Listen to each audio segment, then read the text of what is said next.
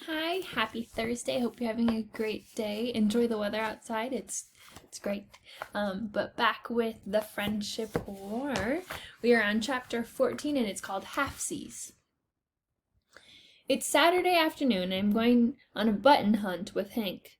Dad likes Hank. They're both into numbers and also materials.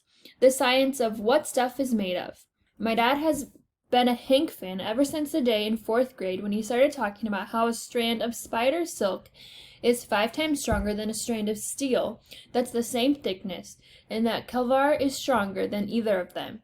My dad knew that already, but still, he was impressed. Then Hank began talking about the specific gravity of the 3 different materials and the way their molecules link up.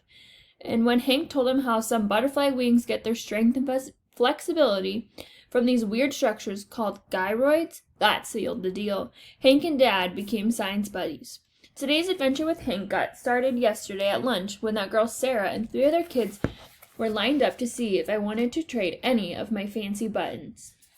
I told Hank how I was looking to get some larger buttons, but that they didn't have to be special like the pinwheel, just big and sort of interesting. So Hank became my button trading advisor. I left the cafeteria with 4 more large buttons, 3 made of celluloid, with a dark green beauty with carvings on it made of bakelite. Because of Hank, I only had to trade away 5 of my smaller specialty buttons. Out in the hallway just before I headed for math, and Hank went toward the gym, he said, "I've got an idea about where to find some good buttons to collect, or to trade, whichever. Interested?" My favorite thing about what Hank said, he used the word we, one of the friendliest words ever. Of course I was interested, and Hank told me his idea, and I liked it. And that's why I'm climbing into the back seat of his mom's car. "Hi, Hank." "Hi, Mrs. Powell." "Hi, Grace. I don't think I've seen you since the open house at school last October. You've gotten a lot taller." I never know how to answer when grown-ups say things like that. Hank looked sideways at his mom. "Kind of an obvious thing to say, Mom. It's been almost a year. Grace wouldn't be shrinking, would she?" "Just making a friendly conversation, Henry." It's Hank. Mrs. Powell backs the car out of our driveway, and as she starts forward, her eyes find me in the rearview mirror. "Hank says that you're the one who started this button fad at school, and he told us about the other things you found at that old textile mill in Maine." "It was in Massachusetts, Mom." "Sorry, Massachusetts. Did you ever imagine kids would get so interested in buttons? Because some people find them absolutely fascinating." "Very funny, Mom." Hank turns so he can see me from the front seat. "So, you brought me some money?" $15. How about you?" "About the same. That ought to be enough, except there's no guarantee we can find any buttons for sale.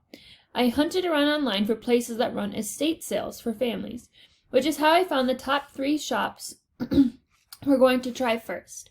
Mrs. Powell takes a quick look at Hank. 3 shops?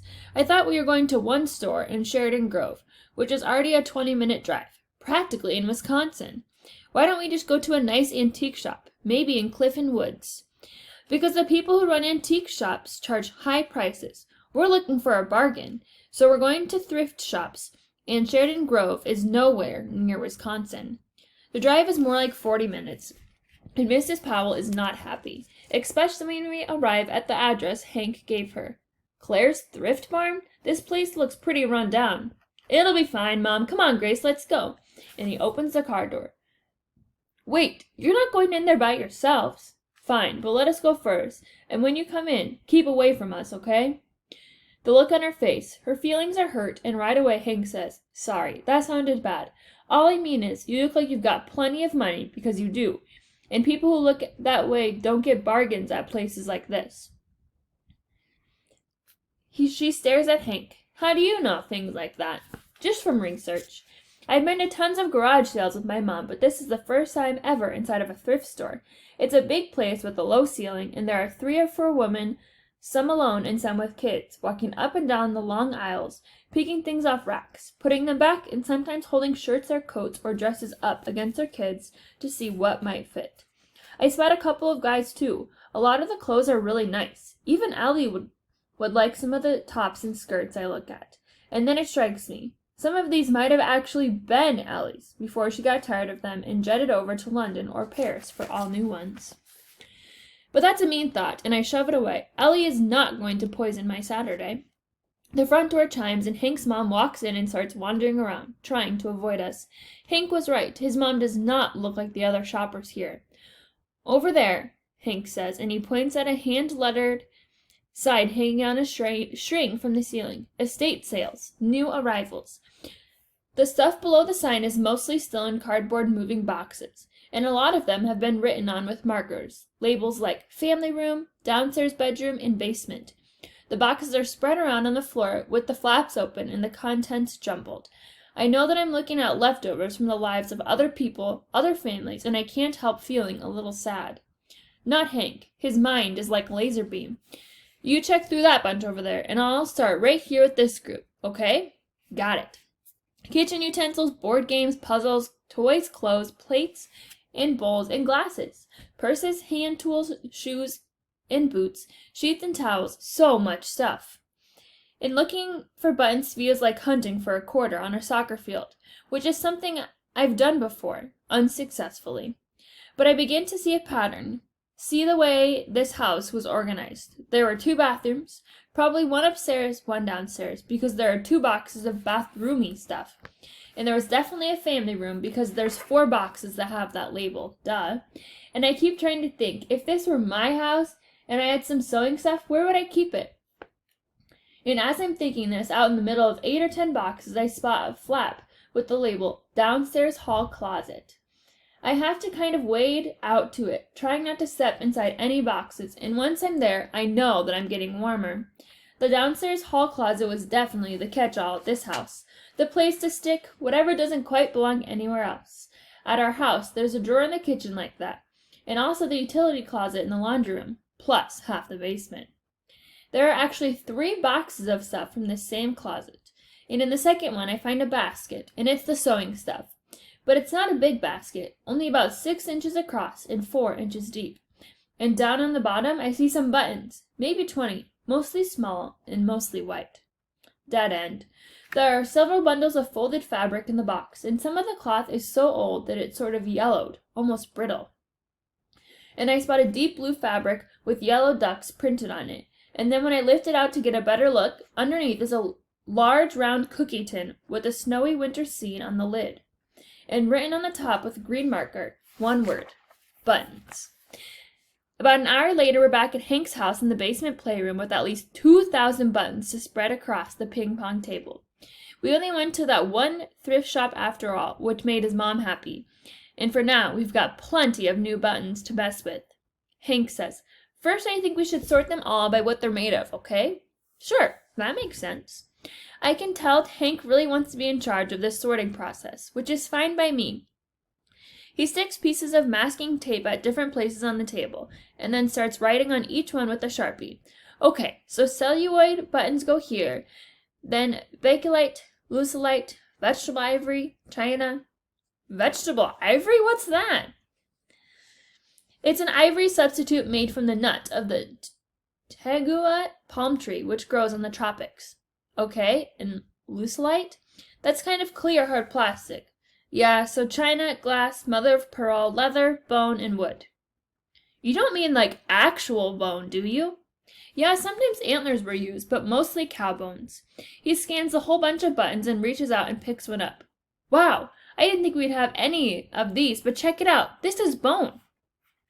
He has a button about the size of a dime on his palm, sort of a yellow palish color, and there are 2 large holes like the eyes on a happy face. This was probably made by hand, maybe as far as back as 1850. See how the holes are uneven? That's how you can tell this wasn't made on a machine. And if you looked at it through it with a strong magnifying lens, you could see the lines in the bone where the blood used to flow, not smooth like plastic. That kind of grosses me out. But the size is interesting. Buttons made of cow bones? Who knew? Hank Powell, that's who. The sorting goes pretty fast. I learned what to look for, and Hank's a good teacher. In no time at all, I can tell the difference between vegetable ivory and bakelite with my eyes shut. Almost. Also, when Hank doesn't know something, he doesn't pretend he does, and I like that.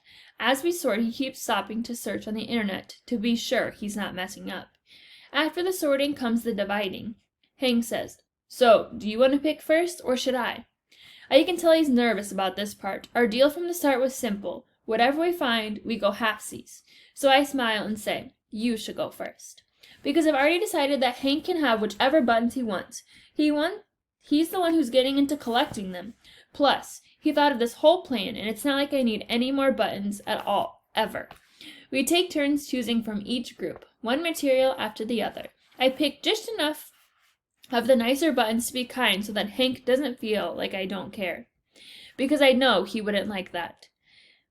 Seeing his face get all lit up about buttons, it's great. And it's sweet too, because he tries to make me take some of the ones I can tell he's dying to keep. "Are you sure you don't want this burgundy and ivory octagon? I mean, it's a classic two-tone backlight. And look at the carving on the edges. They're so crisp." "Thanks, but I like the lighter colors." So sweet. An alarm goes off in my head, because sweet is a word I don't use much, and I just used it twice in the past 30 seconds. So I take a careful look at Hank as he's trying to decide which mother-of-pearl buttons to choose first. I like what I see. I do. He's cute, in a tallish, thinnish, awkwardish sort of way. Dark hair and eyes, straight nose, a mouth that smiles a lot. It's all nice, but mostly Hank looks smart. And that's mainly in his eyes, the way he gets a question there. I think he likes the way I look too, but I know that's not the reason why we're friends. We go back and forth dividing up the pearly buttons, and when the glass, the china, the leather, the celluloid, and the bone. There are only 5 of the bone buttons, and I make Hank take them all, for his collection. And then he says I should get to keep the old container the buttons came in, because I'm the one who found it. Halfsies. After we're done, my mom comes to pick me up, and riding home with a cookie tin of buttons on my lap, I think about the afternoon. I also think about Ellie. On a regular Saturday during the school year, I'd have spent at least a couple of hours with her. She'd have called and said things like, "I'm going to get some shoes. Want to come with?" Or, "I feel like seeing that new movie. Want to come?" Because time with Ellie is mostly me tagging along while she does whatever she wants to do. Still, I sort of miss that. But today was good. It was me, Hank, and a bunch of buttons. 3 different elements mixed together. The elements combine. They don't actually change, but they sometimes link up and form a new compound, the way hydrogen and oxygen join to make water. That's how this feels. And if I had to describe this new compound, it's 99% fun and 1% sweet. All right. I'll be back tomorrow to continue the friendship war. Have a great day.